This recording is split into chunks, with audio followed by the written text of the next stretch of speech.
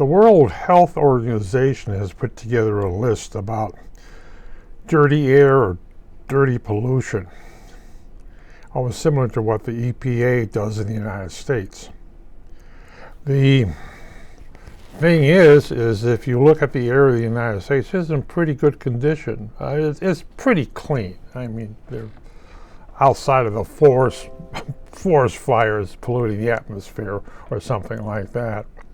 But it is overall pretty clean. Not once it was very dirty. You look at Los Angeles during a busy work day, and it was a cloud with smog. Yeah, we're burning lead gasoline. Chicago, New York, on hot days, it was deadly to go outside. Whereas in something like Mexico City for the last 50 years, the atmosphere down there is dangerous. Really dangerous. They estimated each year 100,000 babies under the age of 5 die because of the air is so poor. You go over to Calcutta or New Delhi, India, it's the same thing. The air is thick enough to taste, thick enough to feel. What's it? Capital of China, Beijing. To me, it's Beijing. I mean, Beijing or what it is. During the Olympic Games, they simply stopped everyone from driving, or all the industrial plants went down. They shut them off. Why? Because the air is so polluted. There was a Chinese official in China, of course, who wanted to do something about the poor quality air in this area that he was in, with valley, what have you. So he said, I'm going to drill a hole through that mountain over there, and I'm going to put big fans in there. I'm going to bring fresh air from on the other side of the mountain and blow it through to that side. Okay, sure, because I got a crew together. And all that rock, they turned it into roadway rock, okay? That doesn't seem to work very well. What happens if we did a slice? We already got the thing, let's bring it all the way up. So he took all this stuff, made bricks, and crushed rock. And now there's a big hole, which is bigger and bigger and bigger, and pretty soon there's no mountaintop there. And all this fresh air is coming in. Well, air is coming in. And the atmosphere in the city became clearer. Sure, there was still the amount of pollution being made, but it was a lot clearer than it was before. And they looked at the other side of the valley and says,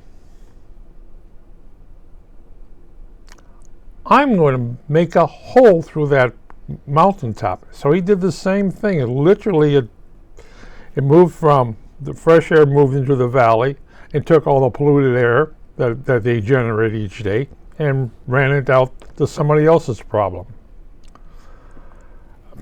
People do that. Yes, that's called air pollution. I'll give you a very good example. There's a nickel mine in Canada. And if you go on the west side of that mine, you see green. On the east side of that mine, you see for miles nothing. Everything's dead because of the pollution. Oh yeah, and, in this country, during the Obama years, they cracked down on coal burning plants. They said, clean up your thing or be shut down. What do you mean be shut down? They would go in there and shut them down, because nuclear power could supplement what was needed. By the way, remember the people running around against nuclear power plants? Yeah, boy, you wish you had them now, especially during global warming. Even Germany's saying, let's turn our nuclear power plants back on. Yes. Oh, they shut them down. And what do? They burn coal. That's pollution, yeah. But back here, again, it's major cities around the world are running into the thing of pollution. Everyone drives a car. Everyone's cooking food. So what are you going to do? And they estimated 9 million people die that don't have to die. Asthma, especially like in this country. If something goes wrong, there's a lot of children that are going to suffocate because of their asthma. Yes. So what can we do about it? Make sure the air is clean. The old saying, we're going to switch to electricity. Oh yeah? And how are you going to generate power to make sure the batteries in your car is up to speed? Because you really have to get them fully charged before you go taking off somewhere. You just can't, oh well, they're only a quarter charge. Yeah, but that doesn't work very well with electric things. It's like saying your flashlight is only quarterly charged. Right, that's pretty well. Yes, it doesn't work that way. So you really have to charge up your Tesla battery or any other battery you're using, which generate power. Well, it's nice if it comes from a nuclear power plant, but how about a coal-burning power plant? I live in Illinois, and it's a coal-burning power plant there. There are nuclear, but there's also coal over by the Wisconsin line. And they burn coal every day. Every day they have nuclear, but they burn coal every day because little things like this laptop and these lights require power. So does the air conditioning in this room requires power. It's got to have to come from somewhere, and surely it's not going to come from wind and solar energy. As far as I know, there are no solar cells on the top of this roof, and I don't see a little wind farm outside generating power. So, will we continue to add to our dirty air? Yeah, more people will be born in this. Yeah, we're going to add another billion people in this decade. And they all want hot water. They all want to drive cars. And they have hot food. What do? You're going to add pollution. Is there going to be a tipping point? Is there going to be? Oh, no. There's not going to be. We is in a tipping point. We're not cleaning up our pollution, folks. And we have that little war over in Europe. But we're not cleaning up our pollution. There isn't any solution right out the line. We're going to sequester all our CO2 into that thing. Are we right now? Is there actually something going on that we're sequestering all this stuff into a rock formation somewhere? Oh yeah. Oh, well, this is a trial here and a trial there, but basically, no, we're not. Is my gas guzzler going to go out there and pollute the atmosphere? Yes. Is my cooking at home going to pollute the atmosphere? Yes. The microwave needs power. And I don't have a Tesla battery sitting in the house, outside of the house, or as far as I know, there's not one in the neighborhood. As far as I know, everybody guzzled gas. So, that's pollution. But hey, I live west of Chicago. And if you want to look at the air quality in the Chicago Loop, if you want to look at the air quality in the Chicago Loop, Chicago, Illinois, is it healthy? No. Is it healthy? No. You got to understand, you've got a major airport, O'Hare International,